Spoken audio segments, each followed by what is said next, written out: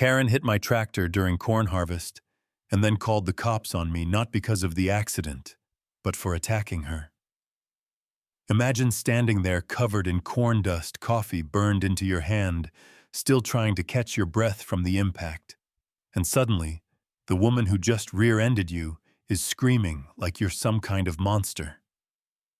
10 minutes later, I was in handcuffs, my neighbors watching like it was a show, while she played the victim like she'd rehearsed it 100 times.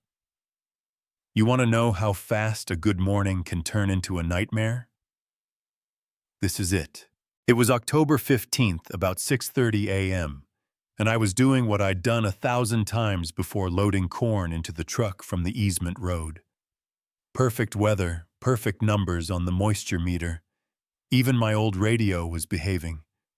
Coffee steaming in the cup holder air, crisp enough to make your lungs feel brand new. One of those mornings you feel grateful just to be alive and working. I'd put a dash cam in a few weeks earlier after our HOA president Karen Edwards started hinting about inspections. Something in my army gut told me to document everything, and man, that instinct saved me. I heard the roar before I saw it, and when I checked the mirror, her Lexus was flying down that narrow road like she had a death wish. No brakes, no hesitation, just pure speed. 2 seconds later, wham! The impact slammed me against the seatbelt so hard it knocked the wind out of me. Coffee went flying, burning my hand glass, and metal crunched loud enough to make my teeth hurt. Her front end folded up against the tractor bucket, steam hissing broken glass, glittering in the sunlight. My heart was pounding so hard I could hear it in my ears. She climbed out, hands shaking, voice trembling. "Oh my God, Josh, are you hurt? I'm so sorry." For a moment I thought maybe it was just an accident, neighbors working it out. I told her I was fine, started snapping photos for insurance, standard stuff. But then, I caught her looking at me at my phone at the tractor. Her eyes changed cold and sharp like she'd just remembered a script.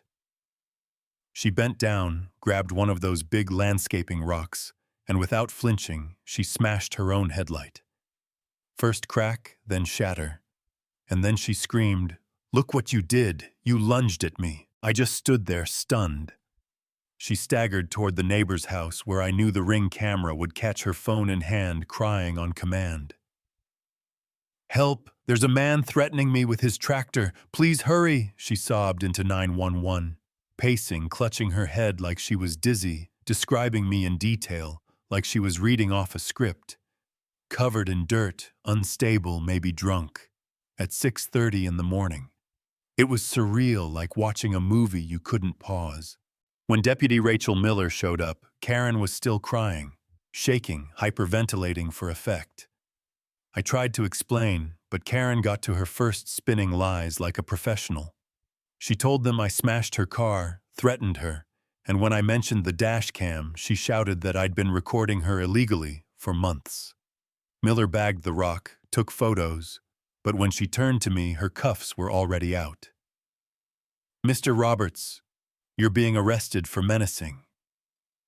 My stomach dropped. Neighbors in robes stood on their lawns recording me and Karen, just minutes after sobbing, was filming with steady hands and dry eyes, saying loud enough for everyone. Finally, someone stopped this dangerous farmer. Yeah, that happened. Jail was as miserable as you'd expect. Hours of sitting in bleach and metal until my lawyer Marcus Wilson came in. I showed him the muffled phone audio I'd caught, but whined noise from the equipment drowned out her fake switch from concern to hysteria. Instead of helping, it made me look like I planned it. My heart sank. Everything I thought was evidence was twisted into proof against me. The HOA piled on days later, voting to ban farm equipment with recording devices on the easement road. And all the while, my corn was sitting moisture, climbing penalties, stacking contracts, slipping away. The community split down the middle.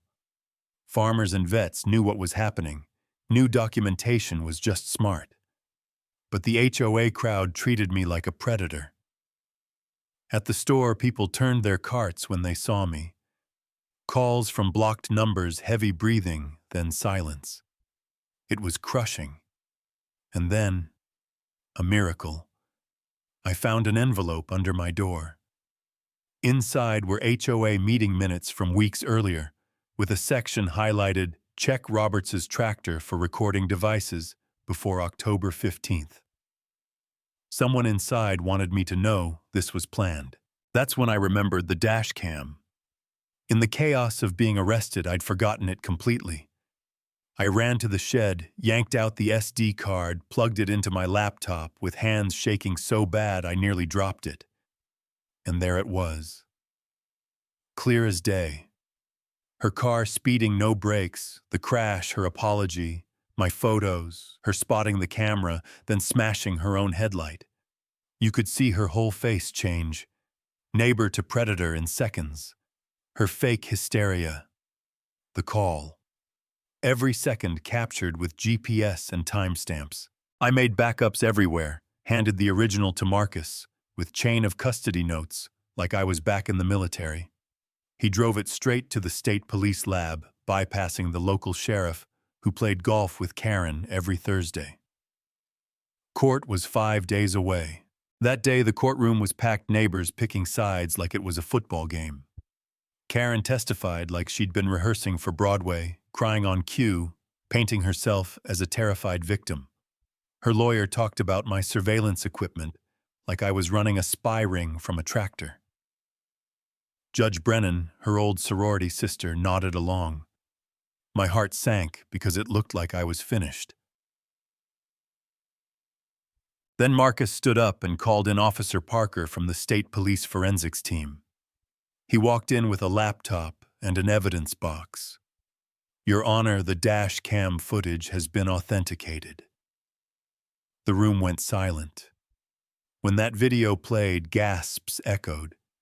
You could see her real face, her calculated pause, her deliberate destruction. The timestamps, the GPS, even the Lexus black box data confirmed she never hit the brakes full acceleration into me. The gallery erupted, neighbors whispering, even Karen's loyalists looking uneasy. Her mask cracked right there in public. Then came the twist. Dean Morrison, her own vice president, stood up shaking and admitted she'd blackmailed him for years. He handed over memos in her handwriting, instructions to disable my camera plans to stage evidence against me. Karen lost it, screaming across the courtroom, "You betrayed me." Her voice shaking with rage, not fear. That outburst sealed it. Judge Brennan had no choice but to recuse herself. Case moved to another judge, and my restraining order was thrown out. From there, the dam burst. More victims came forward, all with the same story: staged accidents, fake insurance claims, forced farm sales. Her nephew's company caught in shady contracts. The prosecutor stacked charges like bricks, fraud, conspiracy, false reports. Karen even tried to run caught at the airport with cash and a one-way ticket. And just like that, the HOA president, who once controlled the whole neighborhood, was reduced to inmate number 7843. My harvest wasn't easy. We lost time, lost money, but neighbors and military families showed up in force. We worked around the clock, headlights, cutting through the dark, saving what we could. We didn't just salvage corn, we salvaged dignity. The community split, healed, a new HOA board took over, transparent and honest. Now every tractor on my farm has cameras. Stickers on my truck say, "Always roll camera," because I learned the hard way. Performance can fool a crowd, but evidence will outlast lies every single time. So tell me this. Do you think 3 years in prison was enough for someone who destroyed families, staged accidents, and nearly cost me my farm? Or does the system go too easy on people like her?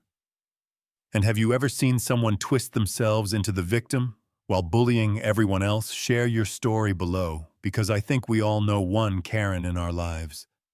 And sometimes the only thing that saves you is pressing record.